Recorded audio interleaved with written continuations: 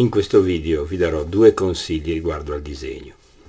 Il primo consiglio che io mi sento di darvi è quello riguardante l'aspetto grafico, del segno soprattutto, e invece un altro consiglio per quanto riguarda l'aspetto complessivo formale. Per quanto riguarda l'aspetto grafico del segno, io vi consiglio, quando voi fate un disegno, di non raggiungere subito lo scuro, più scuro che potete, e in un particolare, ma di vedere tutta la visione generale e quindi iniziare con un segno molto leggero e via via sempre più pesante fino ad raggiungere lo scuro che volete nei punti che avete intenzione di segnare come più scuri. Perché? Perché se noi disegniamo con la penna su un foglio di carta, ovviamente se raggiungiamo uno scuro subito all'inizio in un punto, se non siamo perfettamente sicuri di quanto gli altri scuri verranno depositati nelle altre parti del foglio, rischiamo poi di pentirci. E quindi se noi invece procediamo per gradi, facendo una campitura di segno leggera e poi sempre più pesante, riusciremo molto di più a equilibrare i nostri scuri e ad avere non più ripensamenti su quello che noi abbiamo fatto, perché una volta che abbiamo lasciato il segno della penna, quello non può essere restituito. Per quanto riguarda la matita, è altrettanto vero che si può cancellare, però rimangono, se noi schiacciamo molto, i segni della matita, soprattutto se questa è una matita molto dura, oppure anche una semplice 2B. I segni rimangono sempre, per cui anche qui, anche in questo caso, per avere un disegno più fresco, dobbiamo procedere in questo modo. Gli scuri teniamoli per ultimi. Cerchiamo di agire su tutto il disegno in maniera uniforme e sempre in maniera graduale, fino a raggiungere lo scuro completo al termine del disegno. L'altro consiglio è di natura complessiva rispetto all'opera che noi vogliamo disegnare sul nostro foglio, dipingere sulla nostra tela o dipingere sul nostro foglio. Quindi è fondamentale cercare di capire che esistono dei pieni e dei vuoti. La nostra opera è bidimensionale, ma il nostro occhio, che guarda la tela o guarda il cartoncino, percepisce subito lo squilibrio formale, anche se non è un occhio particolarmente attento. Per cui noi dobbiamo condurre lo spettatore che guarda il nostro disegno nella parte di disegno che più interessa a noi, e quindi dobbiamo tener conto delle diagonali, dobbiamo tener conto degli spazi, dobbiamo tener conto della simmetria e della asimmetria di un disegno. Se io faccio un disegno, ad esempio un foglio bianco con un cerchio in mezzo, e questo cerchio lo coloro, lo segno, lo campisco con la matita, con la penna, col colore, con quello che voglio, e noto subito, l'occhio lo nota subito che questo cerchio è posizionato nella parte centrale del foglio. Se io anche lo sposto leggermente verso destra o verso sinistra, l'occhio lo sa, lo percepisce e si accorge di questo. Quindi i confini tra lo squilibrio e l'equilibrio di un dipinto sono molto sottili e pregiudicano l'esito finale del lavoro. Quindi quando vedete un dipinto e vedete che le persone di questo dipinto sono disposte in un certo modo, o le case o gli alberi o qualsiasi altro oggetto, che sia una natura morta o che sia anche un ritratto, noterete subito il rapporto che c'è tra pieni e vuoti e come il pittore e come il disegnatore sia stato attento a questo, perché è fondamentale riuscire a portare l'occhio là dove noi vogliamo e far trovare l'occhio dentro un ambiente in cui si riconosce, in cui non percepisce nessun disequilibrio. Ora cercherò di fare un biroscape dove unirò questi due consigli in modo da essere un pochino più chiaro nell'esposizione. Quindi vi consiglio di seguire attentamente il disegno che io andrò a fare e seguire anche i commenti che io farò su di esso.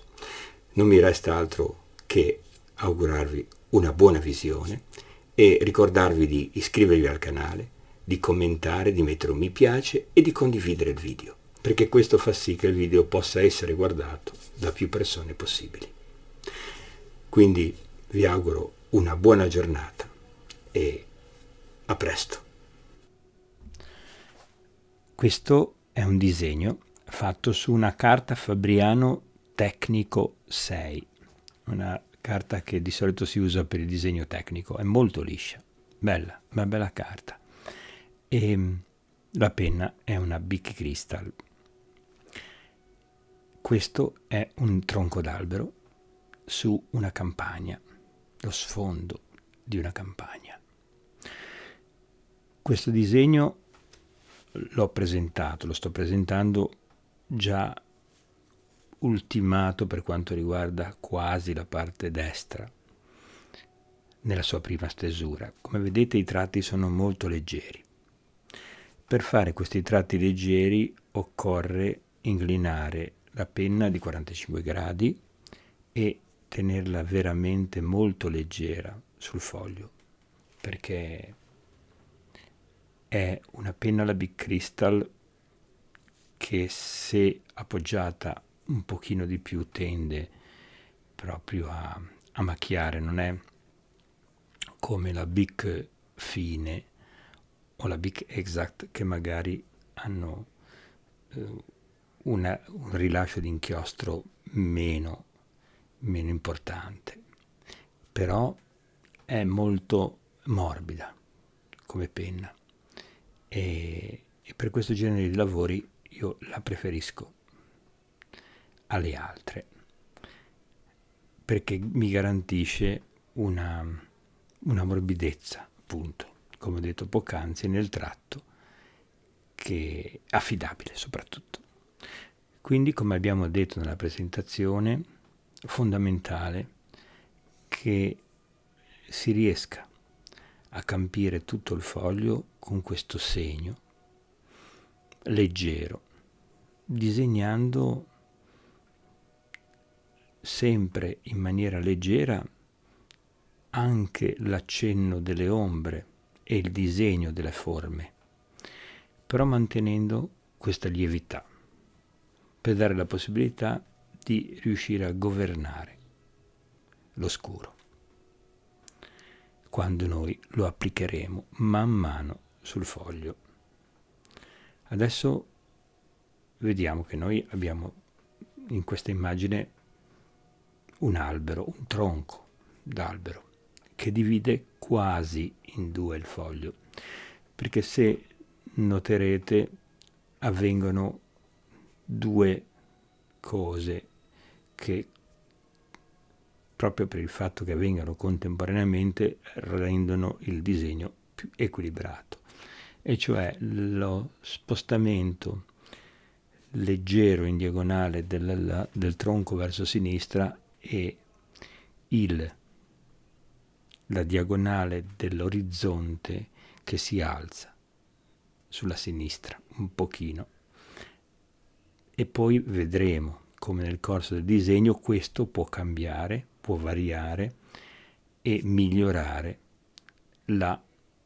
l'equilibrio e la struttura del disegno, per dare la possibilità all'occhio, come abbiamo detto nell'introduzione, di essere a suo agio in un ambiente equilibrato. Tratteggio piccolo, omogeneo per tutto il disegno, con sempre lo stesso tono.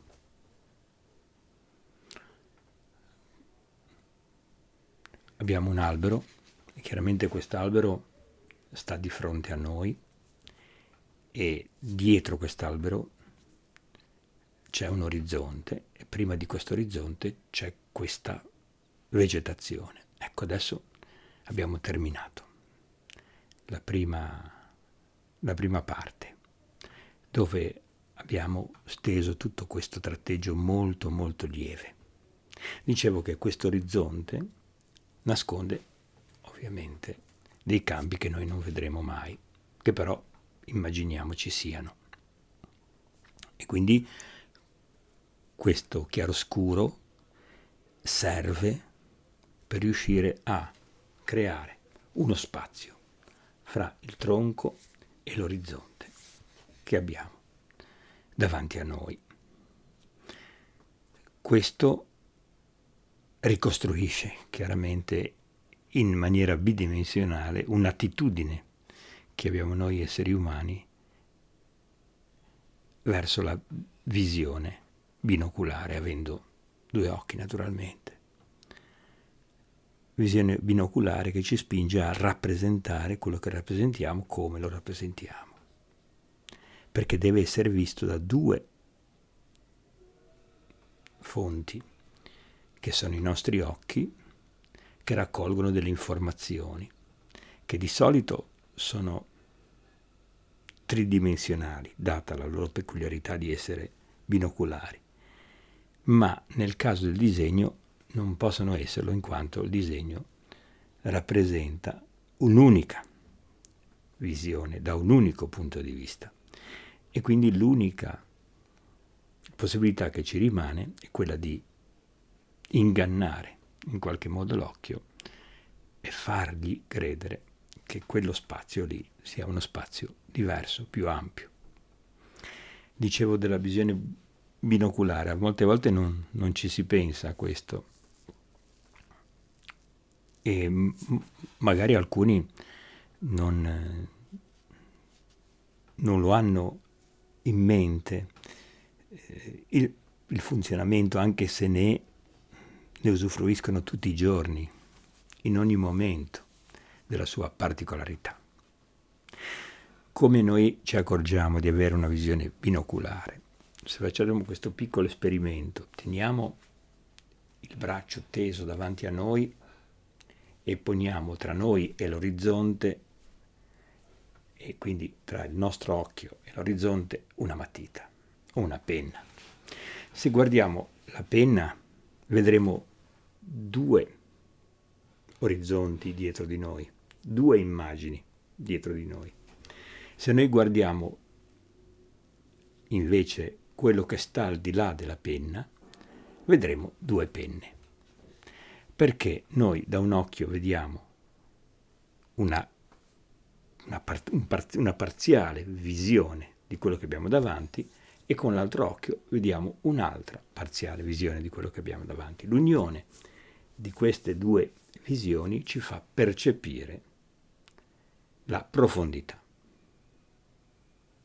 e questo ci aiuta a scansare le persone davanti a noi, a non inciamparci, a riuscire a prendere un oggetto che abbiamo davanti, e quindi a fare tutte quelle attività che noi riteniamo e consideriamo normalissime, ma normalissime non lo sono per chi non avesse questa possibilità.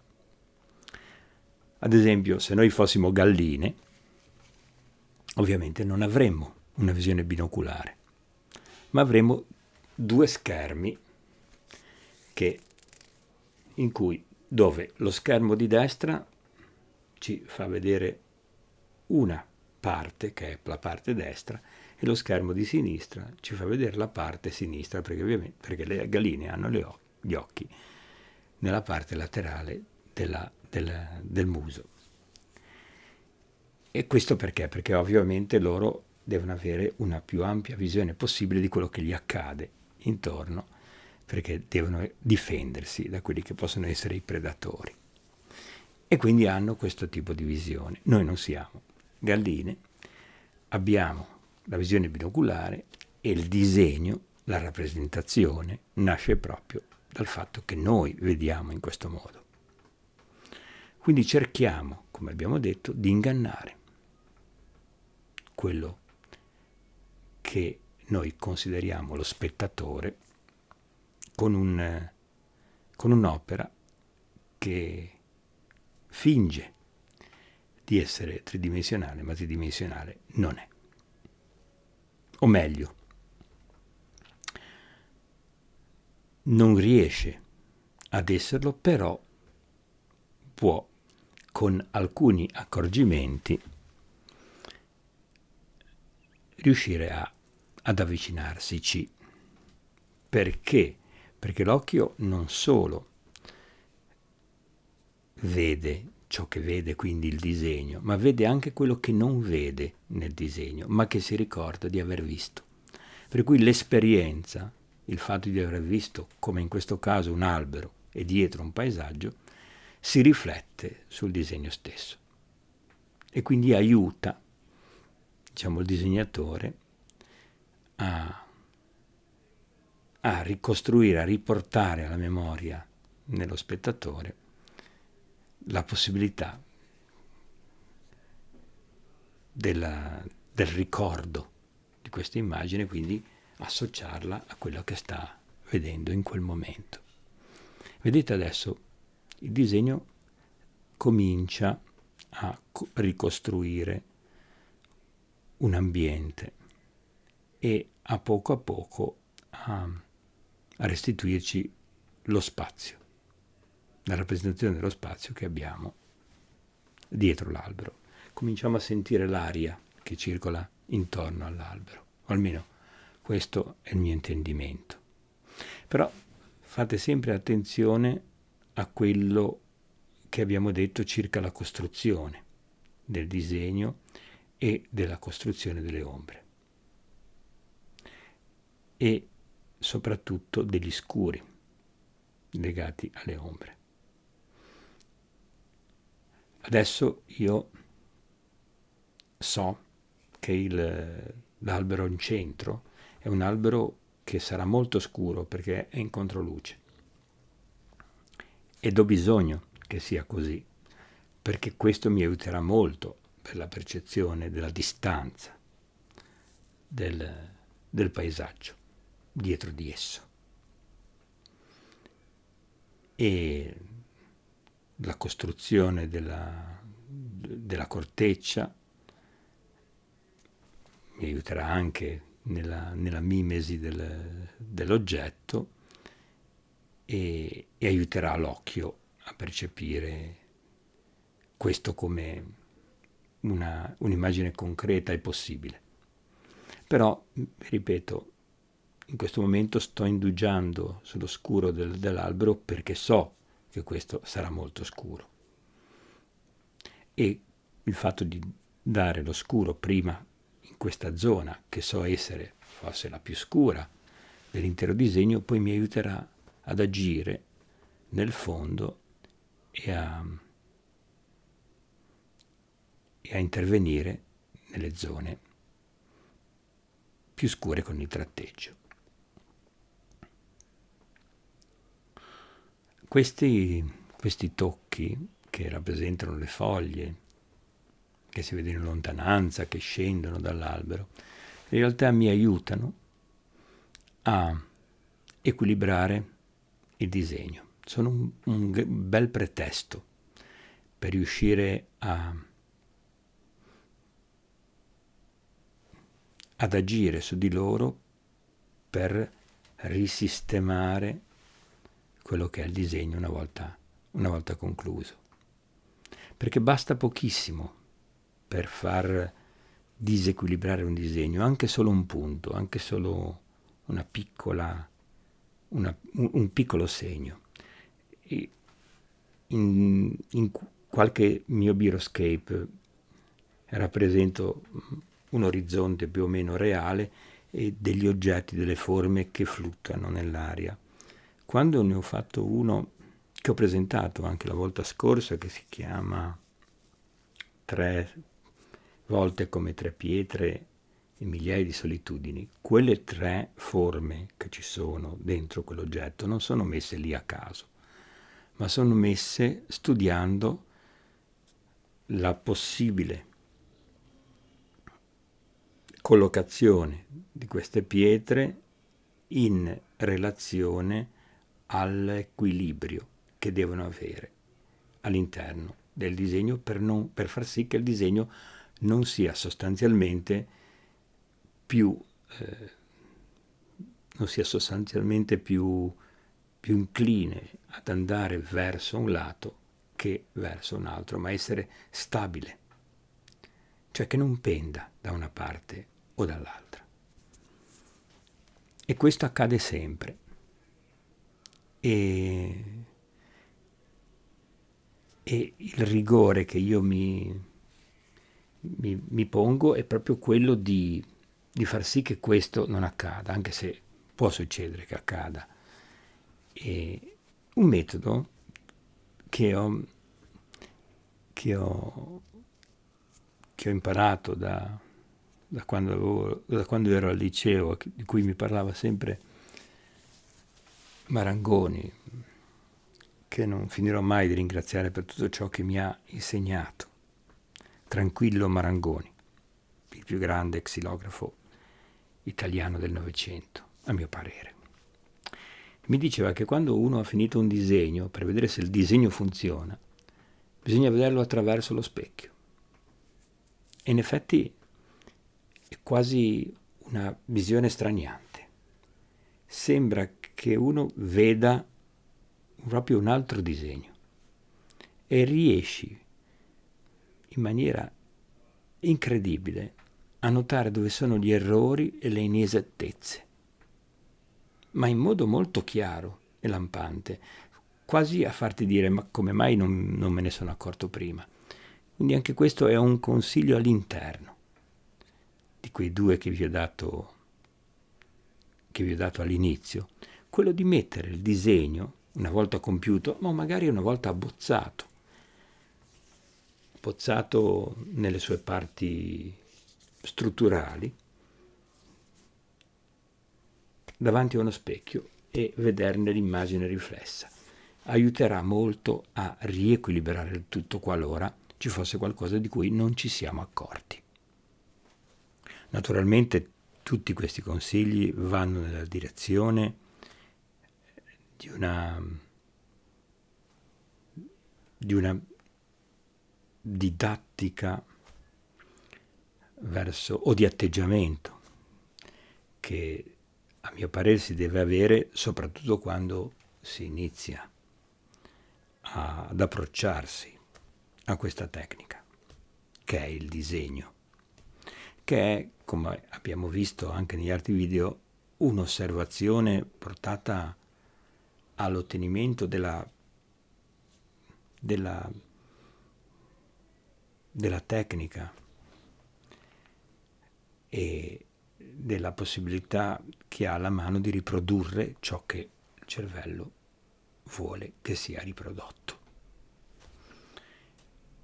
E per farlo naturalmente vi sono tecniche, vi sono metodi di approccio che vanno in una direzione piuttosto che un'altra. Questa che vi indico è quella che a mio avviso corrisponde di più alla possibilità di incrementare la tecnica a favore poi di scelte che magari possono essere anche opposte. La ricerca di un disequilibrio può essere cercata in maniera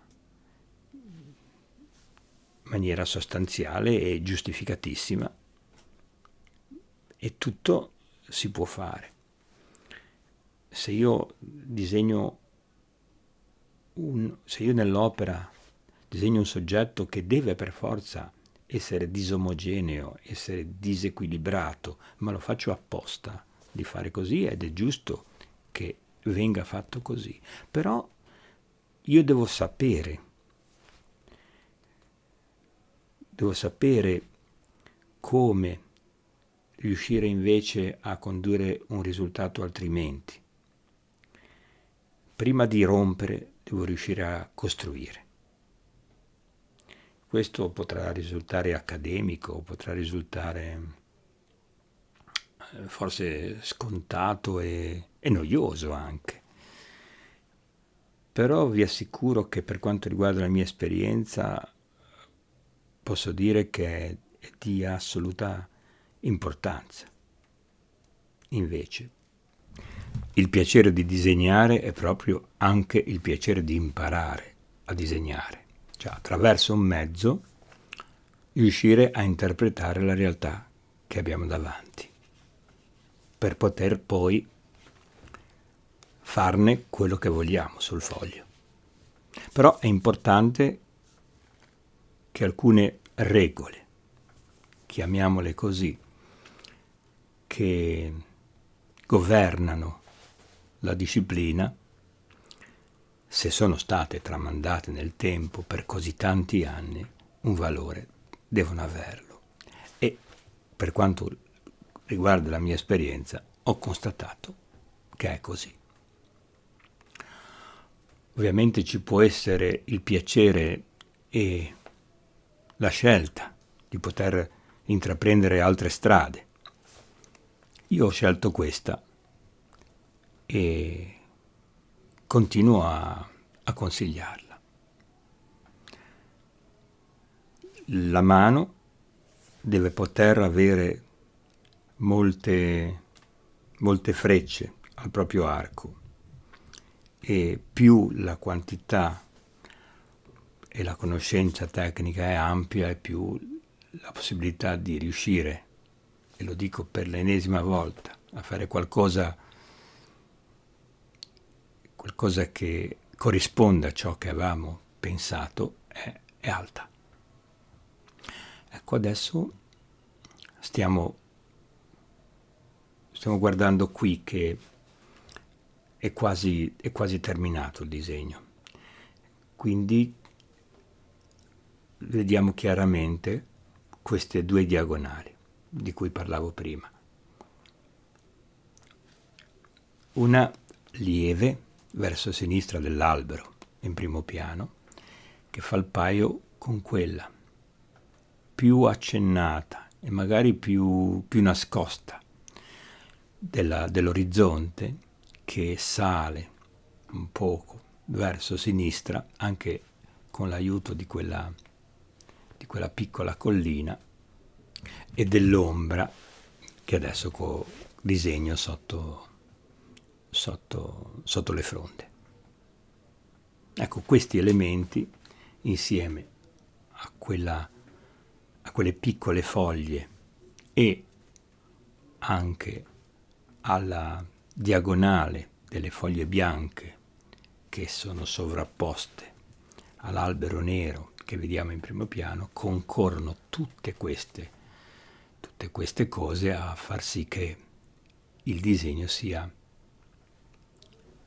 equilibrato, nonostante l'albero si stia piegando verso sinistra. Quindi questi sono i due consigli che mi sento di dare oggi. Questo riguardo al chiaroscuro, al tratteggio più lieve man mano che andiamo avanti, più scuro, nelle parti dove deve essere più scuro, e quello dell'attenzione importante verso la distribuzione degli spazi e degli ingombri, delle cose che noi rappresentiamo, per far sì che l'immagine risulti più equilibrata. Concludendo questo video, vi ricordo ancora una volta di iscrivervi al canale e vi ringrazio per le vostre iscrizioni e per le vostre visualizzazioni. Se volete commentare e mettere un mi piace, potete farlo sotto il video che adesso state guardando. Un'ultima cosa, sto pensando di fare una diretta qui su YouTube e quindi vi chiedo a voi qualche suggerimento sull'argomento o su come poterla fare. Se mi volete dare qualche indicazione nei commenti e mi aiutate in questo senso, ve ne sarò assolutamente grato. Quindi rinnovo il mio saluto, una buona giornata e arrivederci a martedì prossimo.